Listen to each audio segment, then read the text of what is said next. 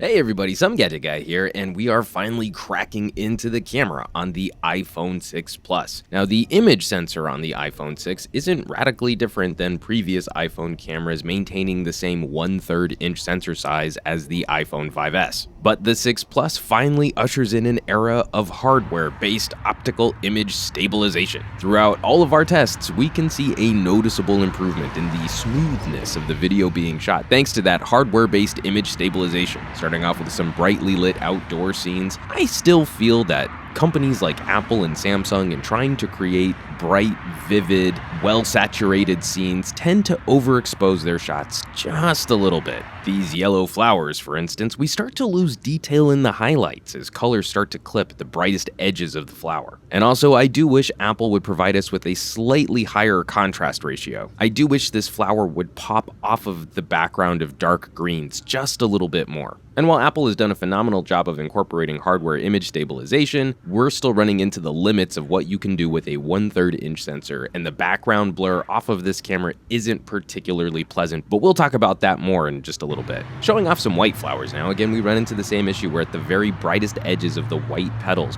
we're starting to clip and lose just a little bit of information. Though there is excellent clarity throughout all of this scene, and the 6 Plus is shooting some of the highest quality HD video I've ever seen produced off of a smartphone. It's around a 45 megabit per second codec, which rivals the data transfer off of my DSLR. You can see some busy little ants in the bottom right corner, though the iPhone doesn't have the best macro distances. It's a little bit better than phones with larger image sensors, but I find that you still need to incorporate a little bit of the digital zoom if you want to get right on top of your subject. Moving into some purple flowers, we see really pleasant saturation. And this is an excellent hue for balancing some of those issues that we can sometimes have with more vibrant reds on the screen. Combinations of purples and fuchsias and greens really show off what this camera does well. And in its element, it's capable of producing some stunning HD video. However, moving into a predominantly red subject, we see the same issue that we have with many other smartphone cameras in that reds are very difficult for image sensors to expose for properly.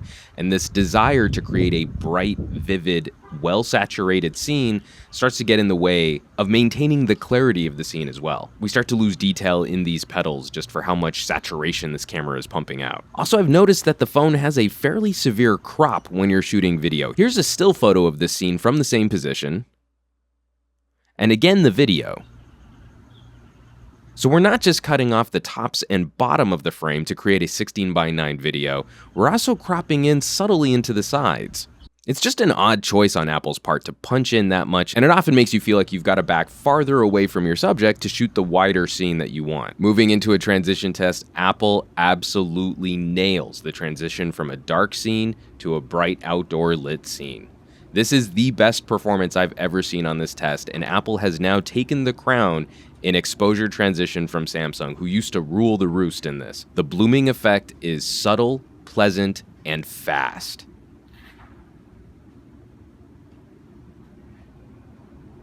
I've got to give Apple kudos here because I've seen a lot of other cameras struggle with this test. Into our walking test, one of the reasons for Apple's severe crop might be they're using some combination of software and hardware image stabilization. This is absolutely the smoothest performance I have ever seen while walking with a phone. It starts to resemble the panning and tracking shots that you can achieve with low-cost Steadicam rigs. It's seriously impressive performance, and one area where the 6 Plus absolutely lives up to the hype. Now, into a zoom test, about halfway through the zoom range, I think you're still in really good shape with the camera doing a decent job of just pixel resampling. However, at the farthest end of the zoom, stuff starts to get a little softer or a little more blurry. Unfortunately, maintaining the same 8 megapixel image sensor means that Apple really doesn't quite have the resolution to pull off some of the zoom tricks that we've seen from Samsung's or from Nokia phones. But like I mentioned before, that zoom can come in really handy if you want to pull off better macro shots. Now into our street scene, I really do wish this field of view were a little bit wider, that the phone wasn't cropping as severely into the middle of the image sensor's frame. But the camera is doing a generally excellent job of displaying movement as cars and people enter and exit the frame. And the autofocus is not getting confused at all. It's not hunting around trying to lock onto something. It's stable, solid, and smooth performance. And we can also talk a little bit about dynamic range. White cars certainly clip in bright light, but a majority of the scene is still being exposed for properly, and we still have a rich blue color to the sky. And we see the same performance in our freeway scene. Bright cars are starting to clip. The sky is still a pleasant shade of blue. I wish there was a little bit more contrast happening here, but this shows off another area of weakness for the iPhone 6 Plus, as it still records only mono audio. And employing noise reduction filters on top of this video, performance is upper mid-pack.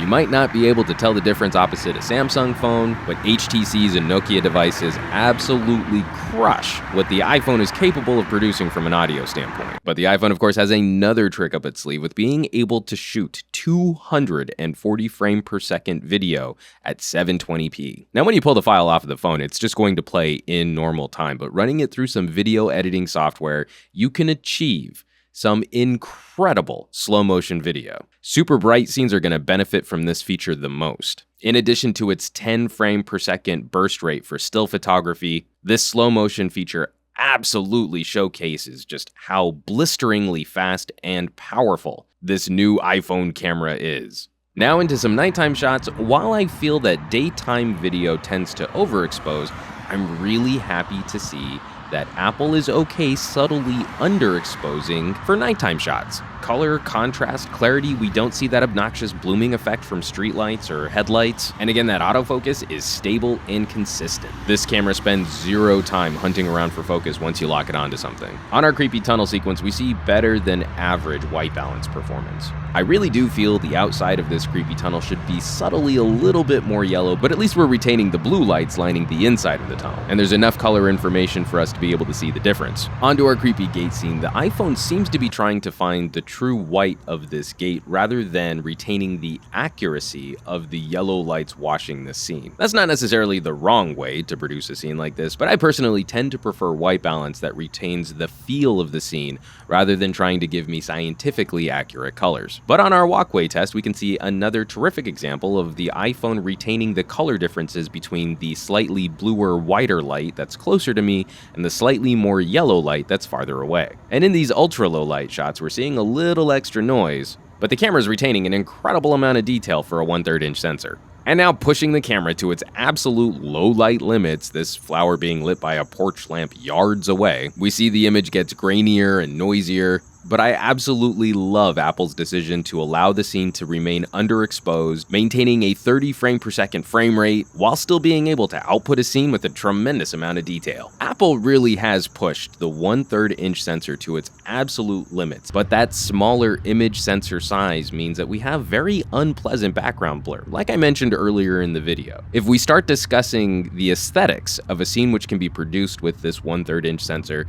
I find elements like bokeh, the background blur that the lens is capable of producing. There's a distracting amount of detail behind your subject. And things like the little light circles which can form in between the leaves in your scene are very hard-edged and crisp. Here's the same scene from the Lumia 1020, which has a significantly larger image sensor. And it's very easy to see how background leaves blur out much sooner, and how those little light circles are much softer. It's this quality stepping up to a larger image sensor, which can really help you isolate the subject of your video. There's less distracting elements in the frame to draw the eye away from what you're trying to focus on. As I mentioned in my G3 review, I really feel that these cameras represent the pinnacle, the peak of what we can do with a 1/3 inch sensor, and there's not really much we can do in the way of improving the quality of stills and video shot off of this size sensor. Companies like Apple and LG are gonna have to bite the bullet and move up to a larger sensor size. So where does that leave us with the 6 Plus? The more powerful processor on the phone seems to do a terrific job of handling things like exposure changes, and the combination of hardware optical image stabilization with a software crop produces stunningly smooth results. But the actual quality and aesthetic of the scene being produced